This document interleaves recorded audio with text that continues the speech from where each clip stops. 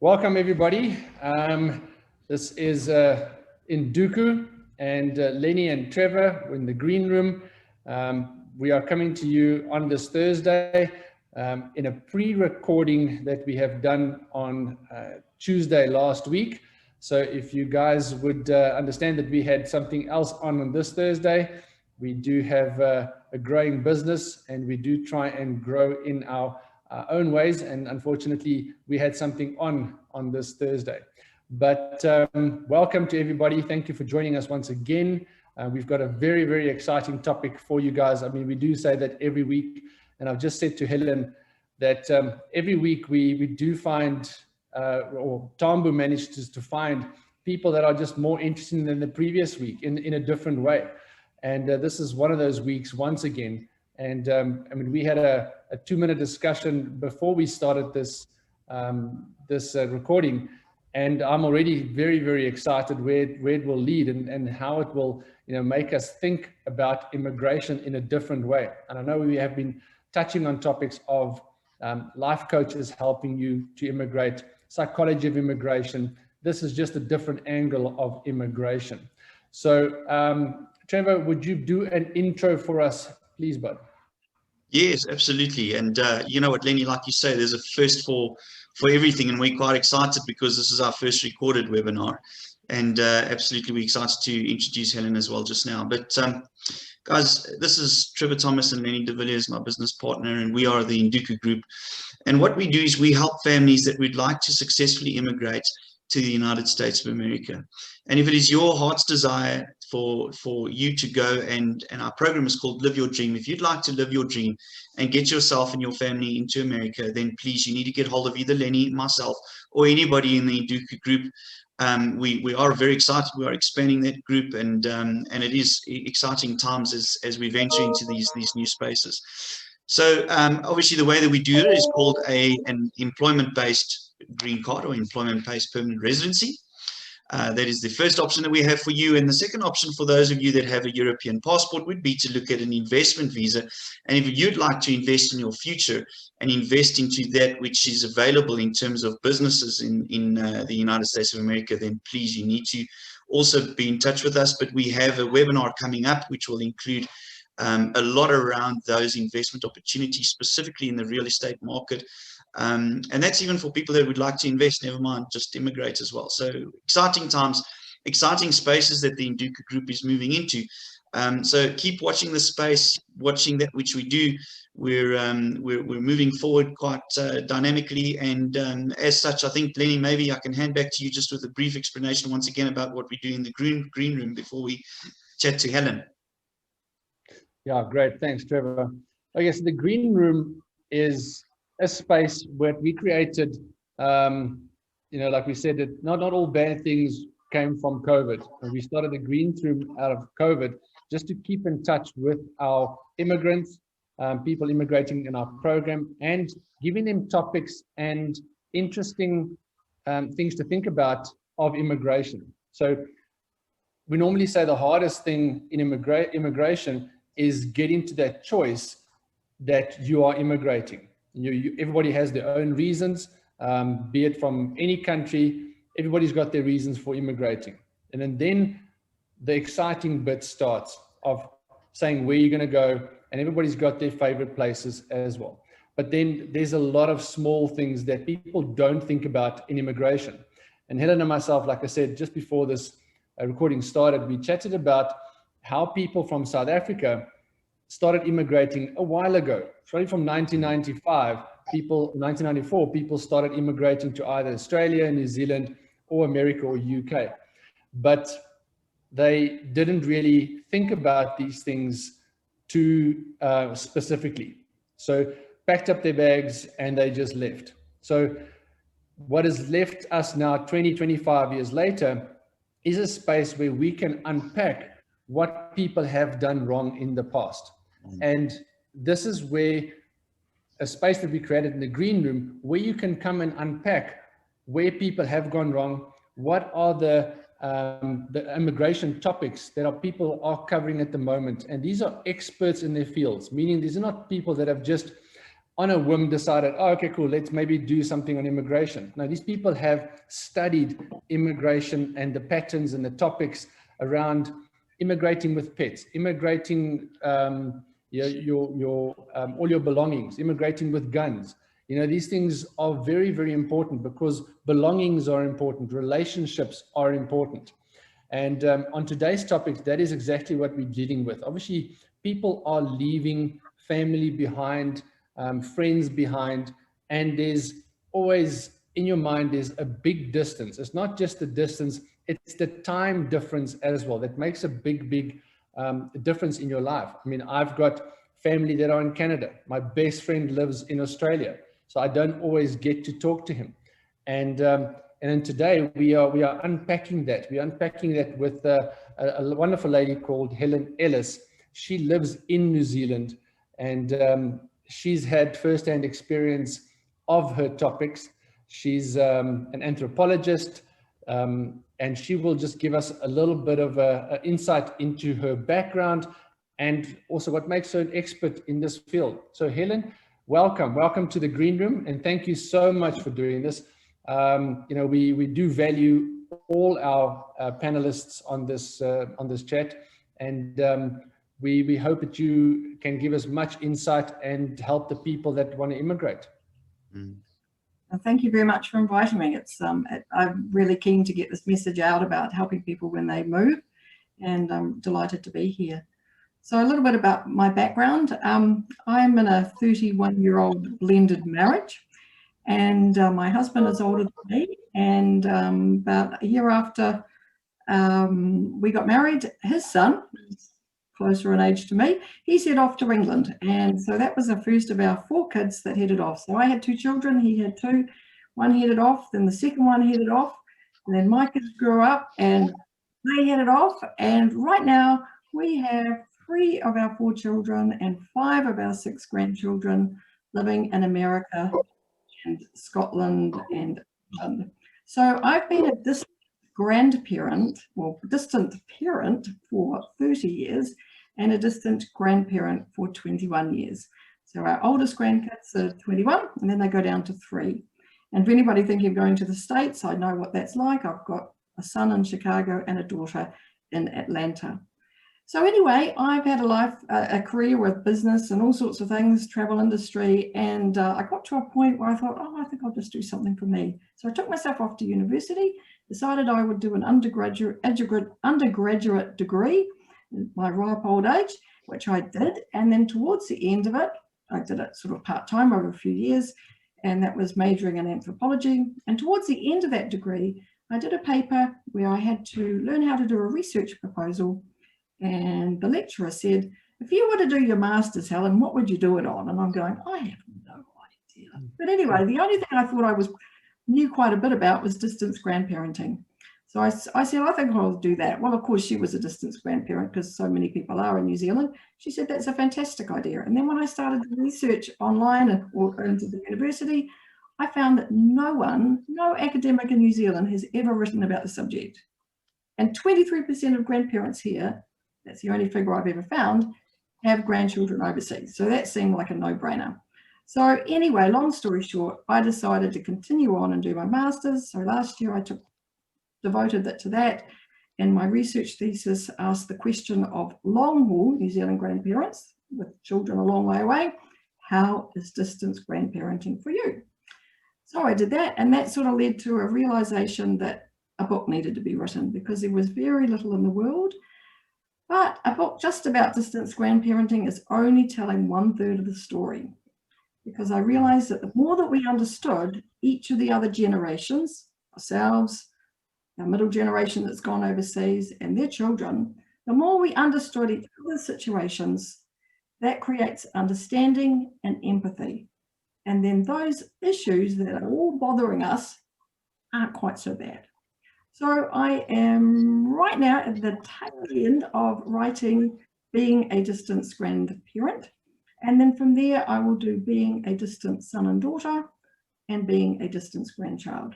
So it's a big project kind of waiting to hopefully explode around the place. So that's me. That's what I'm up to right now. Well, that's fantastic, Helen, and thank you so much for affording us this time on the Green Room today with myself and Lennie. It's really a privilege to have you with us.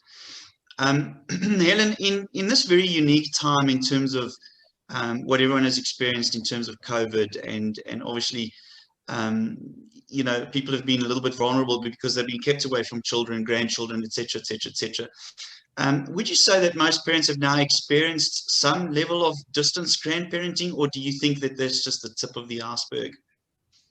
Well, I think all the existing distant grandparents are now in a different mode because they don't know when they're going to see their children and they don't know when they can travel again. So there's this big, huge uncertainty. You know, will it be 1 year? Will it be 2 years? Will I be even able to travel? Will the travel insurance cover me?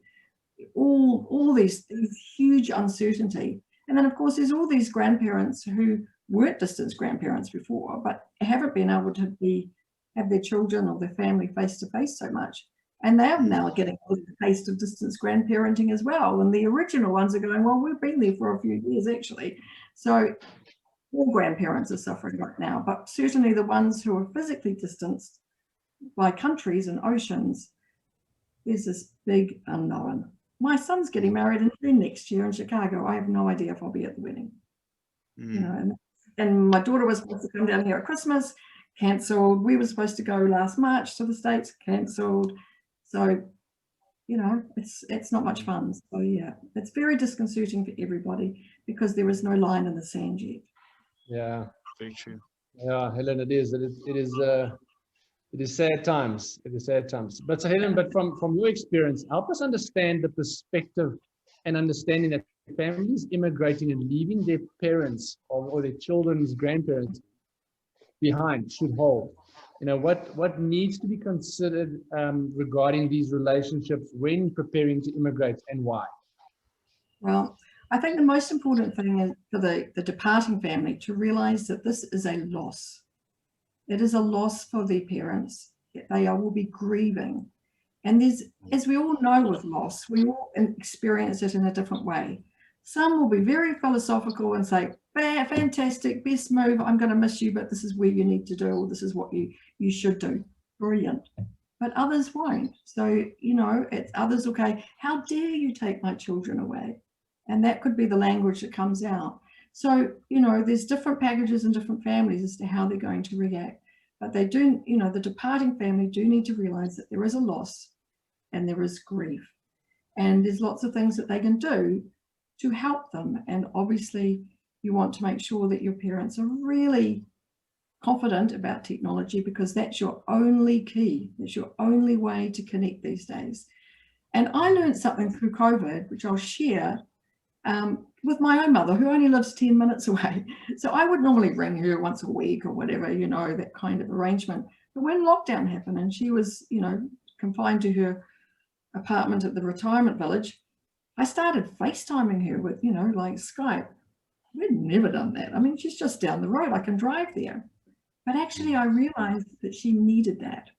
So what I've been thinking of late with the likes of your own clients is don't leave it all. Don't teach them and then get on a plane. Actually change your communication routine and incorporate all these different technologies that you're hoping they're going to become experts at, and do it before you go. And then even think about the time zone and go, okay, if we live in Houston, when would we be ringing mum and dad? Well, actually get a rhythm going ahead of time that you're ringing them.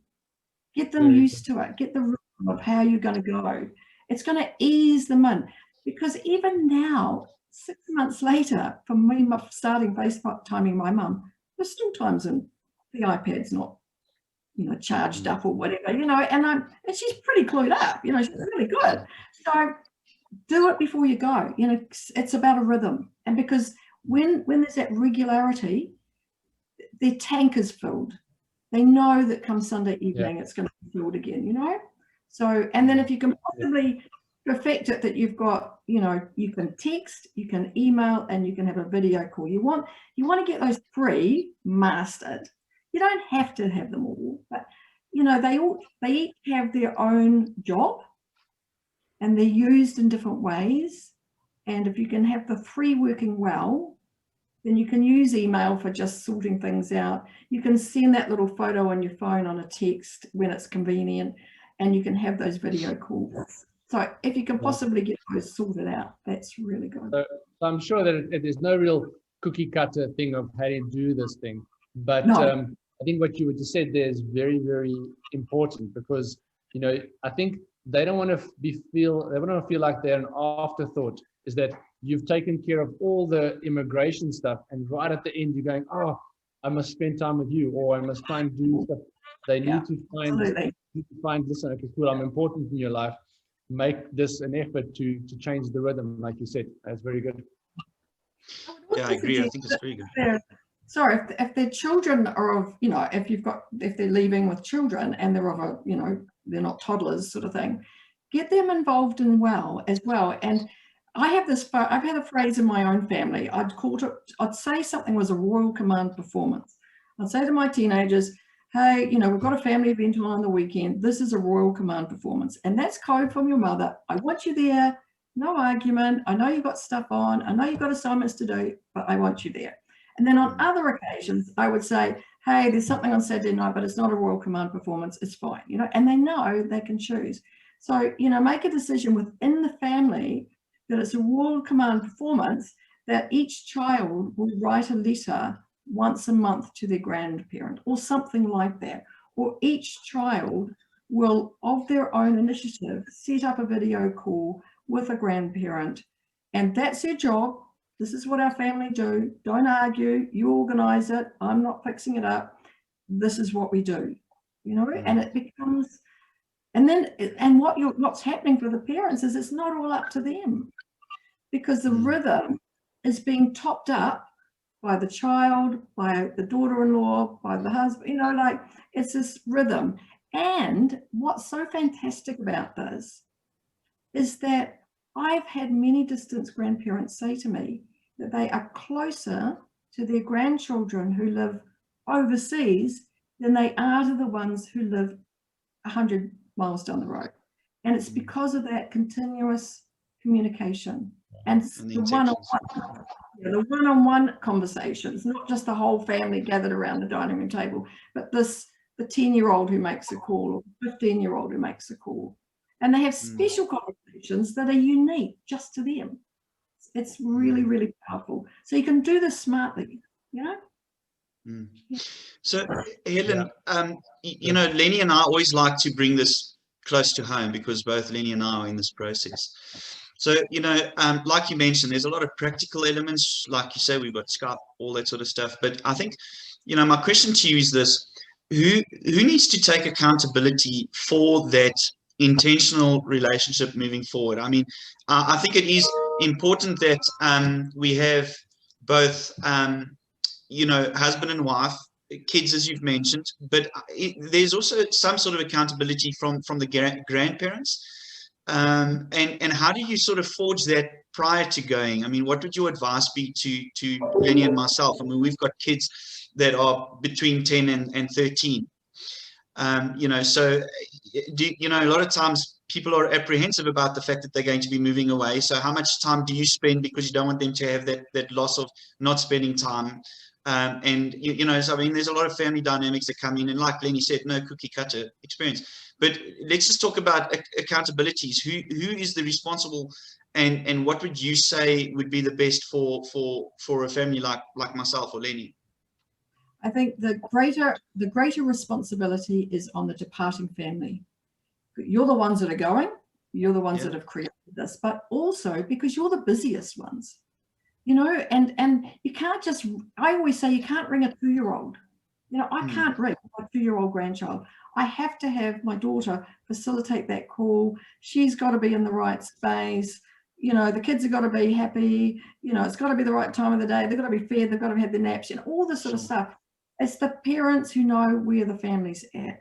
And so there'll be times of the day that it's no good to phone. So that you'll generally find the grandparents, as long as they're digitally, you know, competent, they'll talk every day. they're not going, oh no, I don't feel like that. I don't know grandparents who say that. they're willing. They're absolutely, you know, absolutely. We're available. We'll do whatever. Just tell us, you know. We'll yeah. So the greater responsibility is on the family that's gone, because they're the busiest. They've got loads of things happening. They've got this whole new world that they're trying to settle. There's a lot on their space. You know, they need to keep in touch with home, and that's where the rhythm goes. You know, even if it's the week's terrible, you know, on Sunday you're going to ring, and they know on Sunday, or whatever your arrangement is. Yeah. Sure. Yeah. Excellent. I think it's almost a rhetorical question, that, because I think we all know that. We all know that we are the responsible people. But just almost trying to see, is there a chance that it could be passed on to someone else? You know, exactly. Yeah. Like cleaning your teeth. You got to keep telling them, clean the teeth. Yeah. No, up to you. Yeah. It's up to you. Yeah. Yeah. So Helen, I mean, on your research and the books that you've written on distance parenting and grandparenting, in your subjective experience, which is more painful? I know I'm putting you on the spot here, but obviously this is just on your experience. I mean, what is more painful, living without your own children close to you, or not seeing your grandchildren develop in close proximity to you? What do you think? Okay. I think that for me, I am a parent before I'm a grandmother. You know, you are closer to your children. So if somebody was hurting, if it's your child hurting, then you feel it the most. So I guess to answer your question, I would have to say it's the parent relationship that's the hardest. But the thing about the grandchild relationship that many of your clients will have, that's a bonus for them, is most of them, correct me if I'm wrong here, but many of them are leaving with their children. So the children have been born in South Africa, they've known their grandparents, they've been in and out of their house. That is a huge advantage to them compared to having the grandchildren born in another country, because your children know their way around your parents' home, for example. So if your parents was on a video call with them and said, oh, you know, we've got a new swing in the garden, they can take the iPad outside and show them, and the children know exactly where it is, and they can imagine, or they've, you know, got a new, whatever it is. You know, the children understand. When the children are born overseas, they don't understand that. They might not have been to South Africa, and if they have, it's only for 2 weeks or whatever. So to answer your question, the strongest relationship is with the children. Personally, I think you're a parent before you're a grandparent. But there is one advantage here about the grandchildren situation, because most of them have already met their grandparents and had a relationship which they can keep, you know, developing. Yeah, it's not, you know, I have an 18 and 21-year-old who live in England and they've never been to New Zealand. So, you know, yeah. So it's they have no idea around my home. But I have a 6-year-old who was here when he was 18 months, and he will still say to me, Grandma, I remember your house, blah, blah, blah, blah, blah, you know? So those are little things that just trying to look on the positive side, you know? Helen, obviously, it is difficult within 30 or 35 minutes to really sort of hit hard on like these important facts. But I think that you've covered so many vital points over here, and I'm grateful for that. I think that what I'm going to ask you is this: if we were going to leave a heartfelt message to people that are listening, and sort of, I mean, I'm already intrigued to read your book, so I'm excited about looking at your book. But what would your message be? I mean, if you were talking to a family member now and you had a 3-minute conversation with them, just that sort of hard-hitting point about, listen, this is one of the most important things, and it's really close to my heart. This is what you need to do in terms of this distancing in grandparenting. What would that be, Helen? I think you need to acknowledge that for your parents, this is a loss. It is a grief. There's a part of them that's probably going, I'm not surprised. But there's another side that says, they never told me that at the antenatal class when I carried you around for 9 months. I didn't know that you were going to pack up and go away. So their role, as much as they might not like it, is to learn to accept the situation. And that's what I talk a lot about in my book. The children have to go off and create their new life. Our job is to accept. Do we like it? No. Do the children like eating vegetables? No, but they need to eat them, and we need to accept. But we all do it at different timetables. So I guess the message is be caring and loving, because that timetable of the acceptance will move at different levels, at different paces. Might not even get there, properly.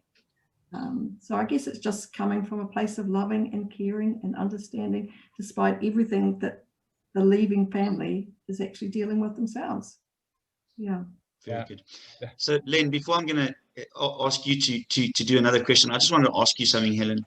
We have a number of people in the program that it's quite funny. Some people say that I'm only going to tell my family at this point, and some people say I'm going to tell my family at that point. We still had a joke with the one guy that said, no, I'm going to tell my mother-in-law when I'm at the airport, but jokes aside, your advice to people if they're starting an immigration process, when do we start talking to family, loved ones, specifically? I mean, we're talking about grandparents, parents now. Give us your view on that. Personally, if it was me, it's earlier than later. It's not much fun finding out down the track.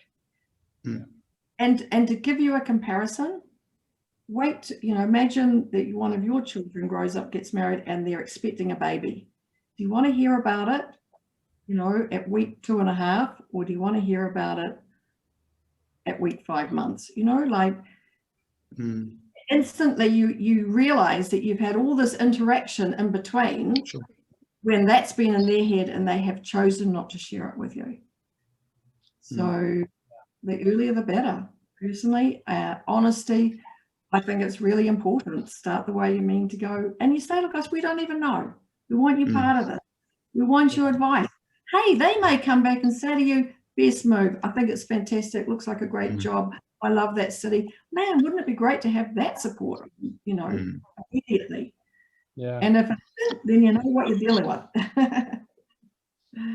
And I think this is the beauty about the green room, is that it's unlocking emotions that you are going to, or unlocking thoughts on emotions you are going to have down the line, that it might be too late, and just this little 30 minutes that we've had with you has been amazing. It's been, just on my side, just giving it in a different perspective of what is the onus on me, what I have to do by showing my appreciation and value to parents and grandparents in this process, that even though they're not going with us, they are still to be included in it.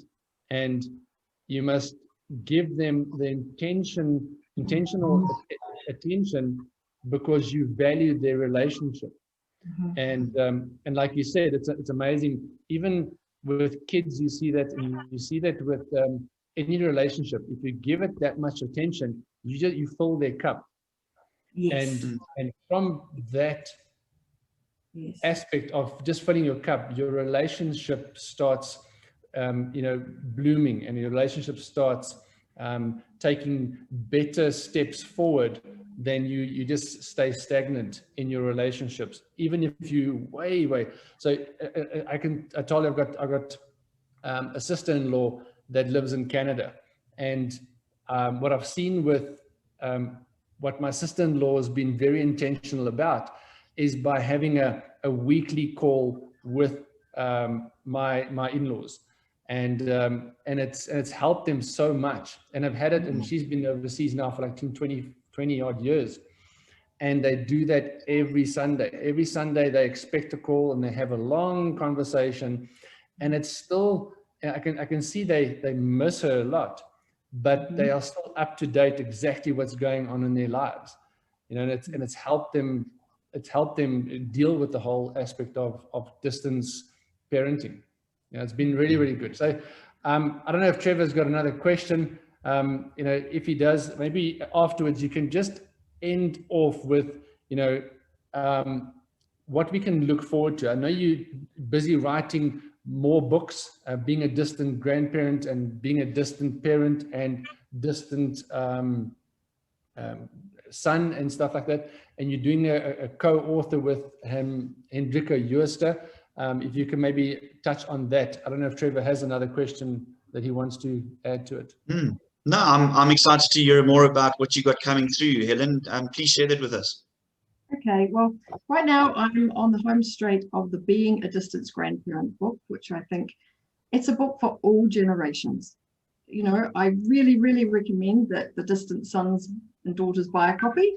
Everyone I've had who's read the draft and who is a distant son and daughter has said, oh my goodness, I've learned so much.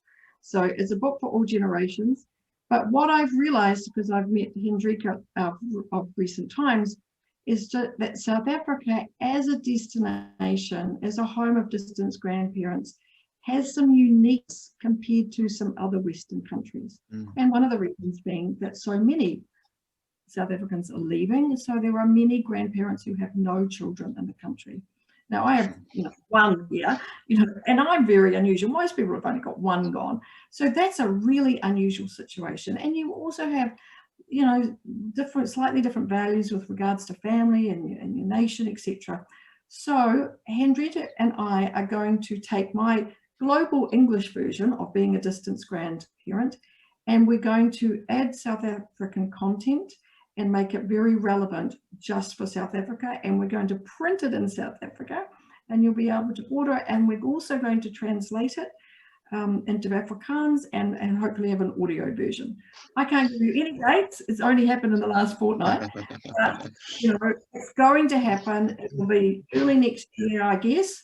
Hendrika is very experienced in self-publishing and very experienced in immigration. So she will be adding the South African content. It won't be me, but we'll co-author it. So I'm really excited because this is a unique market. We have loads of distant grandparents there who are struggling. And you know what? The book is not so much a how to do it, and there is how to do it stuff, but it's mainly how it is. So when a grandparent reads a similar story to another grandparent, they go, oh, I don't feel so bad, or I don't feel so lonely now, because it's quite lonely. Yeah. So I'm excited. I don't even know what the title's going to be, or we'll keep the same title or whatever, but if anybody would like to be kept up with the play and know when it's happening and where they can get it, if they just visit my website, distancefamilies.com, distance with a C, distancefamilies.com. Go to the Keeping in Touch section and just, join Facebook or subscribe to my email newsletter, or even just send me an email, whatever. I'll make sure that you keep in touch, because I can't give you any details, but it will be happening. So it's quite exciting. So this is the first time this is a big release.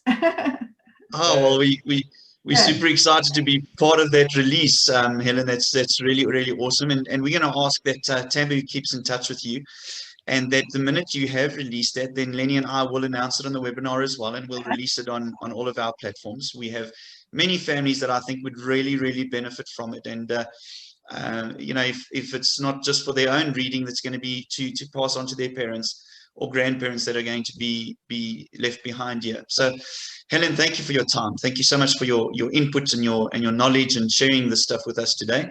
And we're truly excited that the announcement happened with us, with Lennie and I. So thank you for that. And thank you for your time. I know it's after dinner in New Zealand, but we appreciate this time that you afforded us. So thank you very much.